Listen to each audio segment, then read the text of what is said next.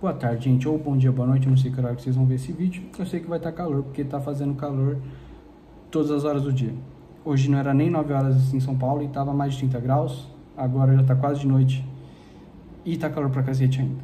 Enfim, um dos temas que vocês mais pediram era o da depressão. E aí eu vou falar um pouco sobre que leitura que eu tenho, o que leva a isso, como sair disso, né, qual que é o tratamento proposto e tudo mais.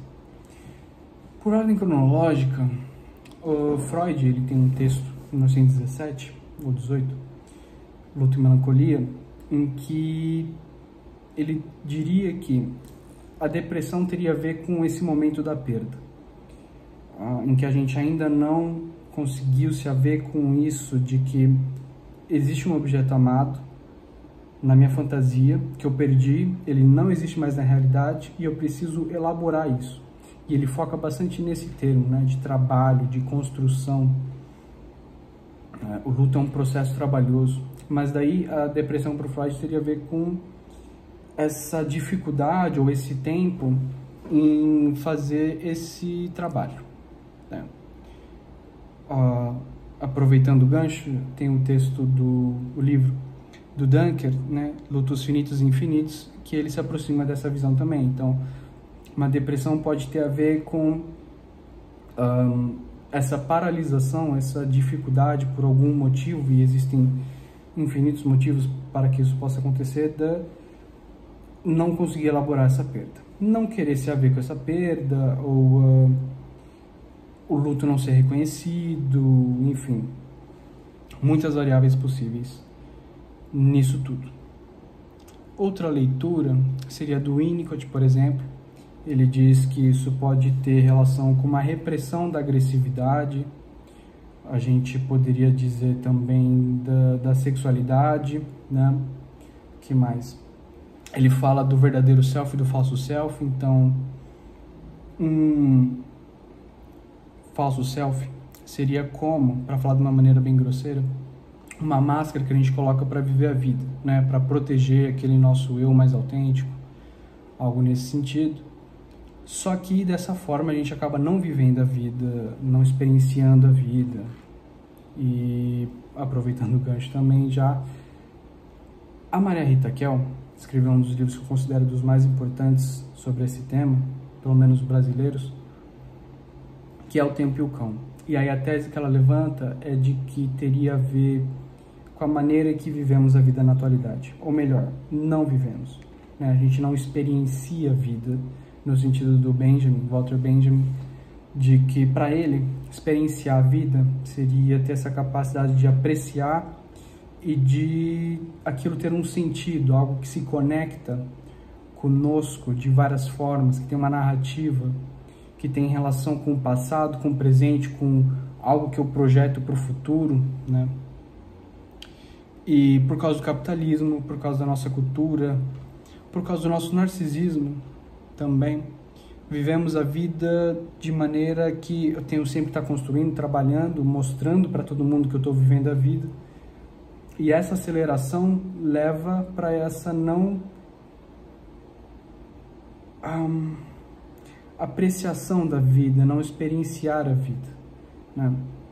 A vida vai ficando vazia de sentido, tanto no sentido de sentir, quanto no sentido de para onde eu vou, por quê, né? Outras leituras possíveis seriam: a vida pode ficar sem sentido se eu não posso me frustrar. Então, o que acontece muitas vezes? A pessoa fala assim: olha, cansei de me frustrar e, portanto, não vou ter expectativa nenhuma. Só que, sem expectativa, sem sentido, eu não tenho por que levantar da cama. Eu não tenho... Eu me protejo da frustração, mas ao custo de me proteger também da surpresa boa, do poder lidar com as novidades e poder sonhar, né? E daí o sujeito deprime, né? Isso, claro, pensando como algo inconsciente, né? Tudo isso muitas vezes. Não são processos que aparecem tão claramente na consciência, mas quando o sujeito começa a falar, geralmente isso aparece com uma certa facilidade até. A insatisfação com o trabalho, a insatisfação com o modo de vida e tudo mais. Tem o Nasio, que ele vai dizer que a depressão é uma desilusão. Ou seja, tem uma fantasia de como eu esperava que o mundo fosse, como eu queria que o mundo fosse. Lembrando que a fantasia ela tem a ver com o que a gente viveu de fato, né? Com o que a gente aprendeu da realidade, mas também aquilo que eu não quero saber, aquilo que eu não desejo. Então eu não quero saber da morte. E aí eventualmente alguém morre e se eu nunca quis olhar para isso, eu posso tomar um belo de um susto, né? Eu posso ficar mais desamparado ainda. Ou seja, o tiro sai pela culatra. Mas então para o Nasio teria a ver com essa dificuldade de reparar a fantasia ou de continuar fantasiando, né? O sujeito deprime. Temos também uma máxima que eu acho que engloba tudo isso, do Lacan, que seria: o depressivo é alguém que se acovardou frente ao próprio desejo, alguém que desistiu. Então, a pessoa que não quer se haver com as frustrações, com as angústias, com o que há de novo na vida, ou o desejo dela parece muito difícil de se realizar. Pensando aqui que desejo, no sentido lacaniano, engloba os afetos, engloba aquilo que eu sonho, aquilo que eu sou, né? Desejar ativamente significa tudo isso, significa ter a capacidade de fantasiar, de se haver com a realidade, né? Com as faltas.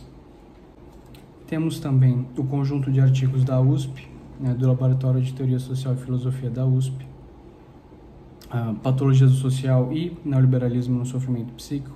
São dois livros diferentes, mas uma é a continuação do outro, praticamente, em que ele engloba essas coisas também que a Maria Rita Raquel falou, da aceleração, da cultura, do capitalismo, maneira que a gente está vivendo a vida, né? Ele engloba o sujeito enquanto biopsicossocial, ou seja, biológico, psicológico e social. Essas coisas atuam juntas numa depressão, né? Eu destacaria, evidentemente, a dimensão do sujeito, né? Da fantasia, de como a gente se relaciona com essa fantasia, com os imprevistos da vida, enfim. Não excluindo a importância biológica, mas eu não acho que alguém deprime tão gravemente com a falta de vitamina D, e sim da maneira que ela entende que é capaz de reagir ou não, por exemplo. E é por isso que, e isso é bem discutido nesses livros, os remédios não respondem tão bem a esses quadros. O Dunker também fala disso no Mal-Estar, Sofrimento e Sintoma. Porque o biológico ele não é preponderante, né, no adoecimento psicológico, e porque muitas vezes a indústria farmacêutica, os remédios, eles entram no sentido de tamponar o sofrimento. Só que, se você se protege do sofrimento, você se protege também do gozar da vida, né? Não tem como você calar a angústia sem calar o desejo. Não tem como você, como eu estava dizendo antes, silenciar as frustrações sem matar as expectativas, a capacidade de sonhar, de se surpreender.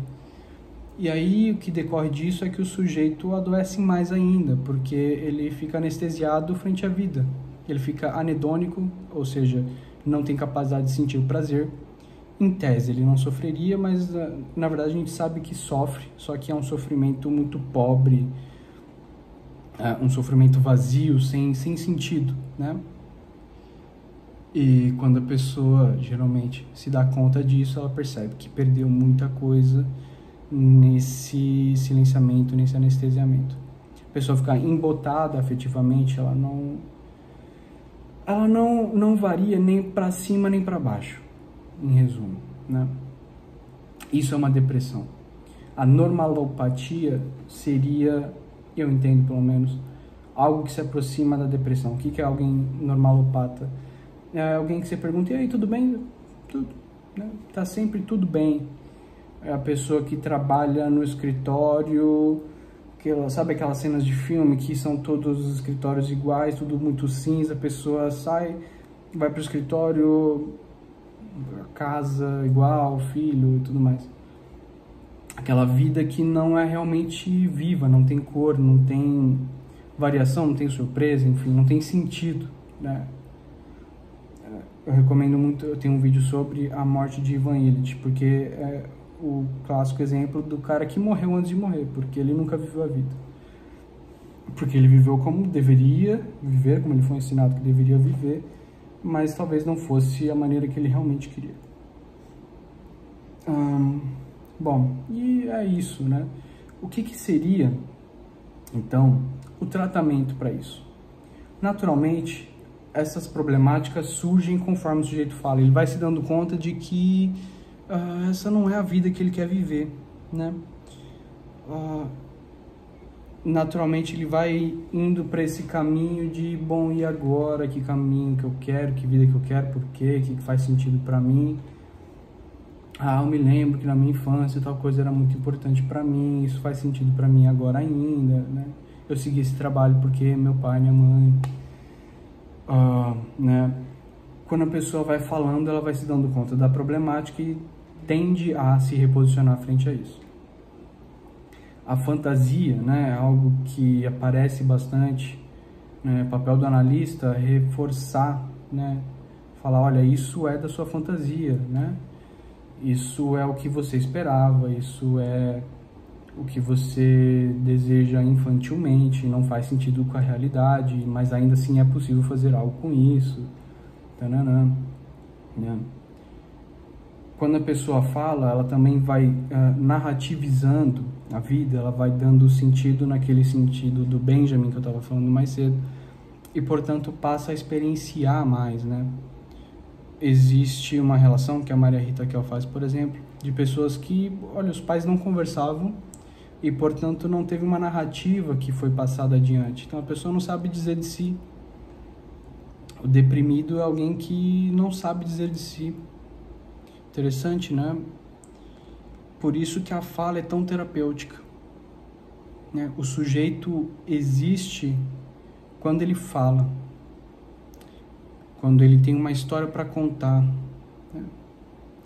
Para o Benjamin, experienciar, né, teria a ver com, não com algo incrível necessariamente, mas quando você vive alguma coisa, você fala, cara, você não sabe o que aconteceu comigo ontem, né? Quando você tem essa vontade de falar e você fala, isso é experienciar a vida, né? Quando aquilo está se conectando com o outro também, de uma maneira autêntica dessa vez. Agora, a gente está falando aqui um pouco da problemática da fantasia, mas pior do que fantasiar é não conseguir sequer fantasiar, né? Que é isso que a gente estava falando também, de a pessoa que não sonha, não consegue brincar com a vida, não consegue ilustrar, não consegue atualizar essa fantasia, a maneira que ela enxerga a vida. A gente nunca consegue realmente se ver, né, ver a vida para além da nossa fantasia. Mas o que se espera de um tratamento analítico é que a gente consegue se afastar um pouco disso, atravessar um pouco mais isso, entender que é a nossa fantasia e que há o que se fazer disso, né? Continuar desejando. Bom, eu com certeza esqueci alguma coisa, mas é isso por hoje. Um abraço, gente.